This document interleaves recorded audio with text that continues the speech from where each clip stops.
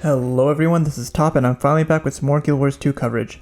This is some beta week and event 2 footage on an offensive guardian spec that focuses on meditation, utility skills, and one-handed weapons. You may have seen similar builds out there, as this is a pretty straightforward build to come up with, but let's give it the top treatment though and get right into it. As far as stats go, I focused on power, toughness, and vitality. It says right here that I only have 22% crit, but there's this handy trait called right-handed strength which gives me another 15%, so I have an effective 37% crit rate, which isn't too shabby considering how tanky I am. So if you've been paying attention to the footage here, you see that I'm in a 2v1 at the beginning of a match against a thief and a ranger. I like to head down towards the enemy's side boss after the bosses go down to keep them busy while my team gets to keep. And even if there's multiple enemies, I can usually last long enough for my team to secure the keep and start getting a point advantage. In this case, I'm actually winning the 2v1 because of how regularly I can heal while putting out significant damage. That wasn't great play on the part of the red team, but you can see that they would have had to put a lot more pressure on me to actually get me worried. Throughout that fight, I wasn't actually concerned about dying because I always had a couple more tricks up my sleeve that I had yet to pull out.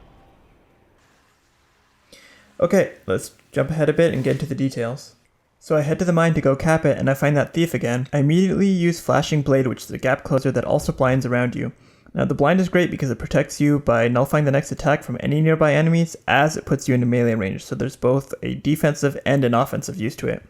Now I also have this major trait called Blind Exposure, which makes it so that whenever I blind an opponent, they also get vulnerability placed on them. So now I also have an AoE vulnerability. One stack of vulnerability isn't much, but now that I'm in melee range, I pop my Virtue of Justice to perform multiple major effects. First of all, I get 3 stacks of Might due to Inspired Virtue. The enemy is blinded again due to Justice's Blind. The enemy gets another vulnerability due to Blind Exposure. And of course, the enemy is on fire due to the Virtue's normal effect. So why am I going to all this trouble? Look at how quickly this thief is dying. It's pretty easy for me to maintain at least 3, sometimes 4 different conditions on an enemy on my own. And there's this awesome minor trait called Radiant Power. I tested this out a bit on the test dummies, and it does seem to scale with the number of unique types of conditions on the enemy, giving me something like 8% more damage per condition. So just getting into melee range and popping Virtue of Justice gives me a pretty significant control burst for a few seconds, and imagine this paired with a good condition spec like a Necro or Mesmer. It has a lot of focus fire killing potential. Let's look at some of the staying power this spec has when outnumbered. Here I'm messing around just aggravating the enemy at the henge while my team attacks the keep, when I notice that my team's Necro is getting really low on health.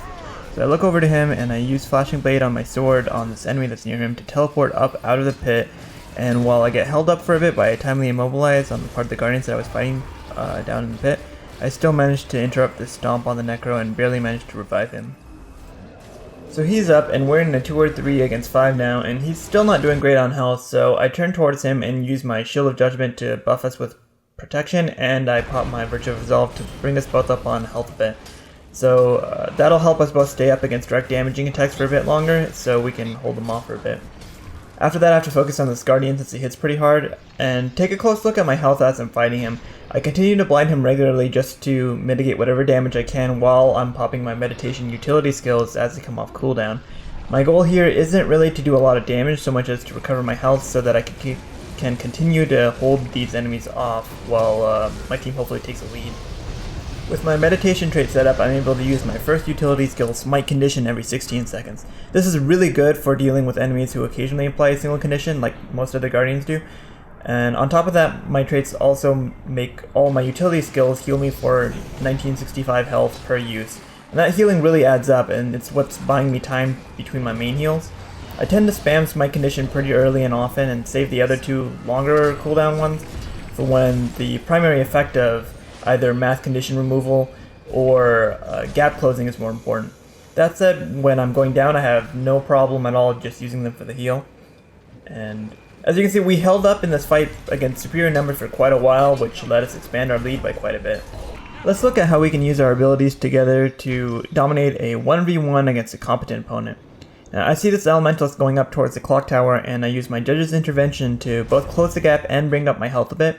Unfortunately, it brings me just out of range, and my sword is missing a lot, so I quickly swap to my scepter and immobilize her with Chains of Light before she can jump down into the clock tower area.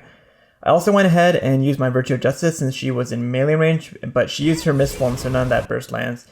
Now she can't hit me while she's in mist form, so I used the normally defensive Shield of Wrath ability that was on the focus, with the intention of letting it explode on her as the mist form ends. Unfortunately, I didn't notice that her pet air elemental was out, and that breaks it early. So here you can see that she's trying to bait me through the lava font, and I don't want to run through that anyway, but more importantly I noticed that she has a Signet of Earth, which would let her immobilize me in it for big damage. Knowing that, I go ahead and switch back to my sword and use Slashing Blade right over the lava font and the frozen ground that she threw us at afterward. I dodge roll back after her and use my Smite Condition to remove the burning while I'm near her for some extra damage, and see that she also drops a static field right where I am. Now I'll get stunned if I move at all, so I go ahead and use Zealot's Defense to do a bit of mid-range damage to her while waiting for it to pass. She pushes me into the field anyway with a gust and starts to flee from me. So I go ahead and I drop down and use Slashing Blade again to close the gap and switch back to the Scepter to immediately immobilize her while staying out of the unsteady ground. And then she pops her Magnetic Aura as a last-ditch effort to bounce my projectiles back at me, but she's too low on health anyway, and another ally jumps in to seal the kill. Okay, so conclusions on this build. It's a ton of fun to play and definitely allows for a bit of a more offensive style with the Guardian. The meditations really give you a ton of utility and keep conditions from really ever being a problem, and this build can't really be kited that easily with the number of gap closers it has and the ranged ability of the Scepter. Someone with swiftness and immobilized breaks can probably just straight up run away from you, but doing damage while staying out of your range is pretty tough. It also has decent team support, although weaker than other Guardians, but still better than what most other Professions offensive builds can bring. And the way that I built this with the Soldier's Amulet, the damage isn't that high, but you can definitely drop a Knight's Amulet onto it for more crit in return for being a bit more squishy. You have to choose what your weakness is in terms of being a jack of all trades or being a bit more squishy. Thanks for watching. If you like this video, please check out my other content and subscribe if you want to be notified when more high quality content comes up. Sorry about the delay in Beta Event 2 content. I was serving jury duty for a while and had to catch up on real life work. But there will be a tactic focused Elementalist video coming up soon before the next beta weekend, and more content coming after that. See you guys later.